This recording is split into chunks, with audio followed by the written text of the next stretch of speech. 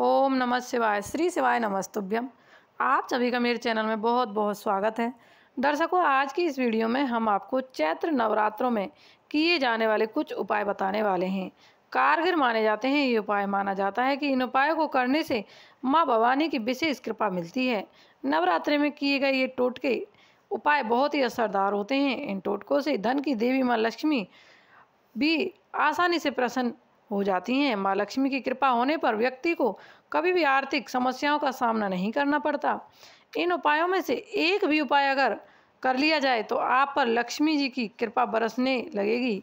तो ये उपाय आपको कैसे करने हैं सभी हम बताने वाले हैं। चैनल को सब्सक्राइब करें, साइड में ऑल को प्रेस करें हमारी इसी तरह की उपाय और कथा की वीडियो प्राप्त करने के लिए।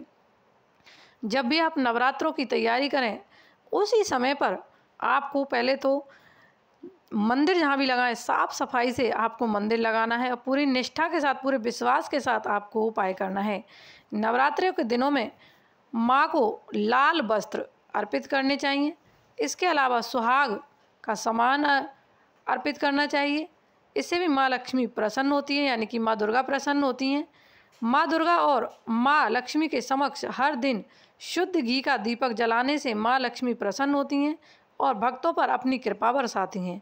नवरात्रि में माँ लक्ष्मी को लाल रंग के पुष्प अर्पित करने चाहिए। ऐसा करने से माँ की विशेष कृपा प्राप्त होती है और हर तरह की आर्थिक समस्याओं से छुटकारा मिलता है। यानी कि आप जब भी मंदिर की तैयारी करें उसी समय पर माता रानी के पास आपको अपनी मनोकामना बोल करके लाल रंग की चुनरी उसको उड़ाएं। दूसरा, आपको माता रानी का श्रृंगार रखना है। अपनी मनोकामना बोलकर एक लाल कपड़े में बांध कर रख दें और एक माता रानी के पास इत्र रख दीजिए। इन चीज़ों को आप पहले नवरात्रि के दिन ही आपको रखना है और 9 दिन तक आपको रखा रहने देना है।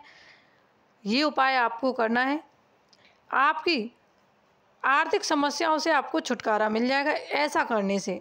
दूसरा उपाय,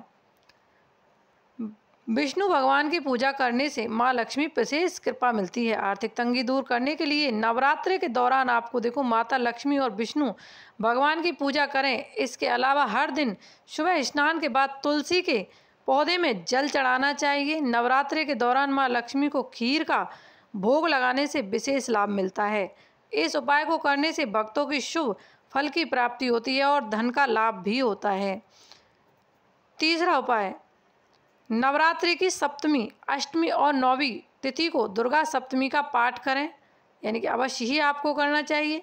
अगर आप पूरे नवरात्रि कर सकते हैं तो पूरे नवरात्रि करें।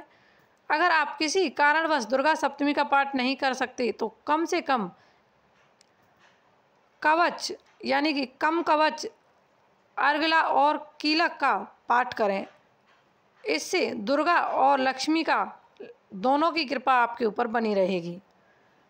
अगला उपाय, आपको देखो 5 काली मिर्च। अब आप सुनिए, आपके घर में आर्थिक तंगी है, धन की कमी है, कारोबार सही नहीं चल रहे हैं तो आपको ये उपाय करना है।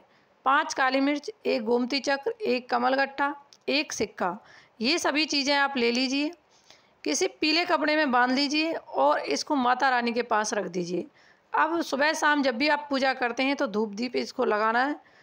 और जब आपकी अष्टमी पूज जाए या नवमी पूज जाए तो इन सभी को लेकर के और जहाँ पर आपने कलश रखा है उसमें से थोड़ी सी दुर्वा लेकर के, घास जो होती है उसमें उगाते हैं जौ, उसको लेकर के बीच में से आप 4-5 दाने उसके ले लीजिए और उसी पीले कपड़े में बांध लें और अपनी तिजोरी में रख दें। लेकिन आपको पूरे 9 दिन तक वहीं रखा रहने देना है। जब आपकी अष्टमी नवमी जो भी पूजते हैं वो हो जाए उसके बाद ही आपको वहाँ से अपनी तिजोरी, गल्ले इसमें रखना है जहाँ आपका कारोबार का पैसा रखा होता है।